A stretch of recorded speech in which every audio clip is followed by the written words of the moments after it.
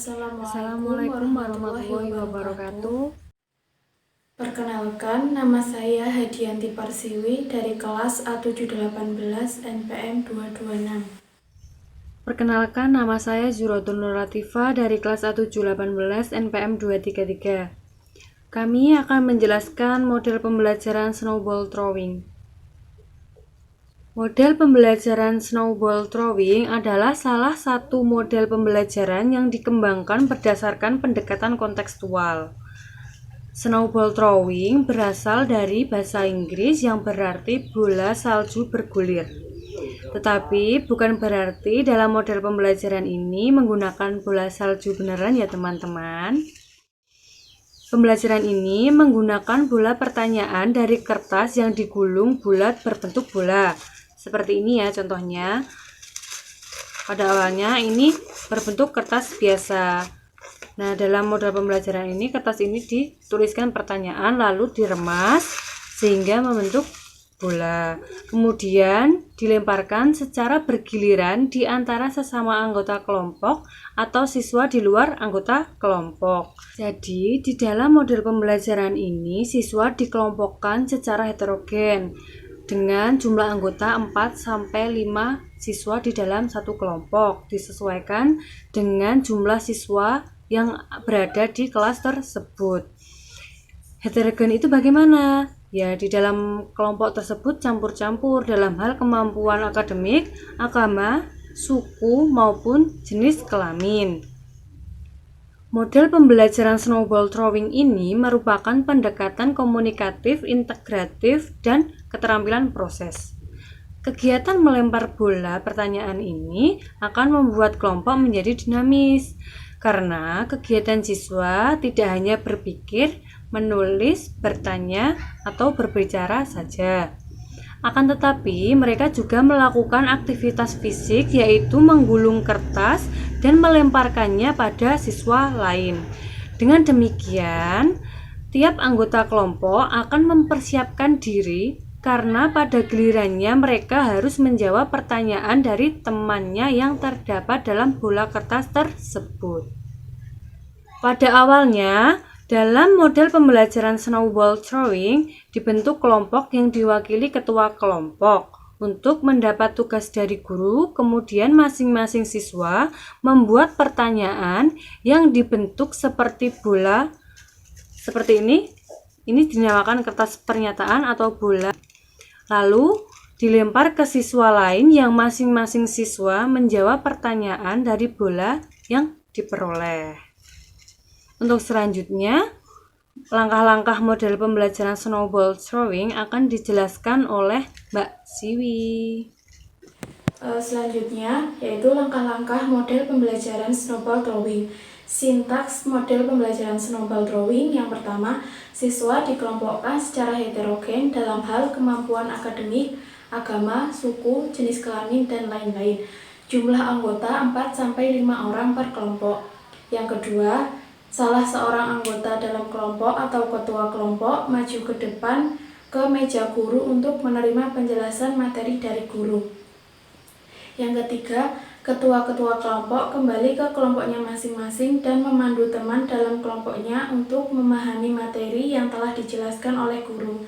Berikan waktu secukupnya. Yang keempat, setelah menerima materi, semua siswa membuat satu buah soal atau pertanyaan dalam selembar kertas yang telah disiapkan oleh guru. Yang kelima, lembaran soal yang telah dibuat siswa diremas untuk dibuat bulatan menyerupai bentuk bola atau diibaratkan seperti bola salju. Yang keenam, kemudian bola-bola kertas soal dilemparkan secara bebas oleh siswa, boleh ke arah teman atau ke arah yang lain. Selanjutnya yang ketujuh, seluruh siswa memungut salah satu bola kertas kemudian kembali ke tempat duduk dan membuka bola kertas untuk menjawab soal atau pertanyaan yang ada. Jika siswa memperoleh bola kertas yang berisi soal yang dibuatnya sendiri, diminta untuk bertukar dengan temannya. Berikan waktu secukupnya. Yang kedelapan, setelah selesai menjawab, siswa meremas kembali kertas dan membuatnya menjadi bentuk bola kembali serta melemparkannya kembali. Yang kesembilan, setelah itu mereka memungutnya kembali dan menjawabnya di bawah jawaban siswa yang pertama, atau siapa tahu ada alternatif jawaban lain. Yang ke-10, kemudian guru meminta salah seorang wakil dari masing-masing kelompok untuk maju ke depan kelas dan membacakan jawaban soal pada bola kertas yang dipegang. Kemudian siswa lain diminta untuk menanggapinya. Yang ke-11, setelah selesai presentasi, siswa kembali duduk dan berganti siswa yang lain untuk maju ke depan kelas membacakan soal dan jawaban pada bola kertasnya masing-masing. Demikian seterusnya sampai seluruh siswa membacakan bola kertasnya, atau jika waktu memungkinkan, jika tidak cukup, wakil saja. Yang ke-12, guru menyampaikan penegasan materi. Yang ke-13, guru memandu siswa untuk menyimpulkan materi.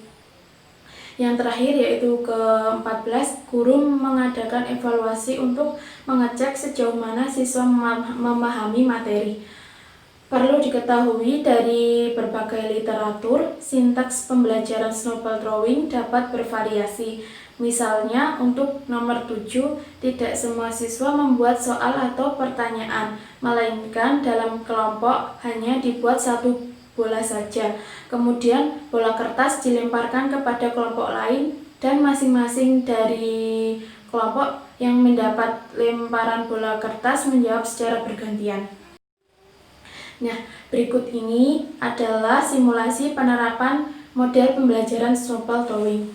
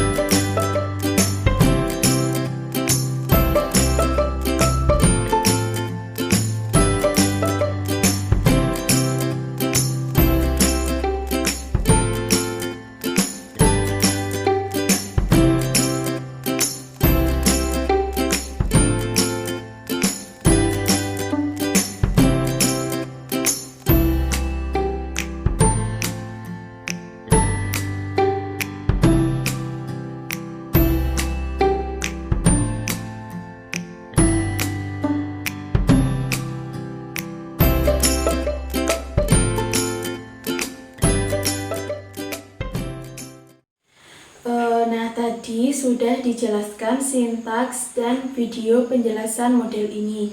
Model pembelajaran snowball drawing ini terdapat kelebihan dan kekurangannya. Yang kelebihannya yang pertama, meningkatkan keaktifan siswa karena semua siswa mesti memahami semua materi untuk dapat membuat dan menjawab pertanyaan. Dalam pengamatan saya, tidak ada siswa yang santai selama KPM berlangsung. Yang kedua, melatih siswa mengemukakan gagasan dengan menuangkannya dalam bentuk pertanyaan atau jawaban. Yang ketiga, dapat mengurangi rasa takut siswa dalam bertanya kepada teman maupun guru. Yang keempat, siswa akan lebih mengerti makna kerjasama dalam menemukan pemecahan suatu masalah. Yang kelima, siswa akan memahami makna tanggung jawab. Yang keenam, siswa akan lebih bisa menerima keragaman atau heterogenitas suku, sosial, budaya, bakat, dan inteligensia. Yang ketujuh, siswa akan terus termotivasi untuk meningkatkan kemampuannya. Yang terakhir, yang kedelapan, siswa menjadi seorang yang senang karena dalam proses pembelajaran ada unsur bermainnya, yakni melempar bola kertas. Selanjutnya kekurangannya. Yang pertama, memerlukan waktu yang relatif lama, sehingga kadang-kadang alokasi waktu yang ditetapkan tidak mencukupi. Yang kedua, ketua kelompok yang kurang bisa menyampaikan materi akan mempengaruhi penguasaan materi anggota kelompok lain. Yang ketiga, jika materi agak luas, seringkali ada bagian materi yang tidak sempat dibuatkan pertanyaan atau belum sempat dibacakan dan didiskusikan, sehingga bisa jadi materi tersebut kurang dikuasai oleh siswa. Nah, seperti yang sudah disebutkan tadi, ada 3 kekurangan ataupun kendala dalam model pembelajaran snowball throwing ini. Yang pertama, kedua, dan ketiga. Dari kendala 1 dan 3 dapat diatasi dengan mempersempit cakupan materi, sehingga waktu untuk memahami materi tersebut dapat dipersingkat dan semua materi sempat didiskusikan bersama-sama. Sedangkan untuk kendala nomor 2 dapat diatasi dengan cara guru menunjuk siswa yang dianggap memiliki kemampuan akademik dan komunikasi yang lebih baik untuk menjadi ketua kelompok. Seperti itu ya teman-teman. Sekian penjelasan dari kami, ada kurang dan lebihnya kami mohon maaf.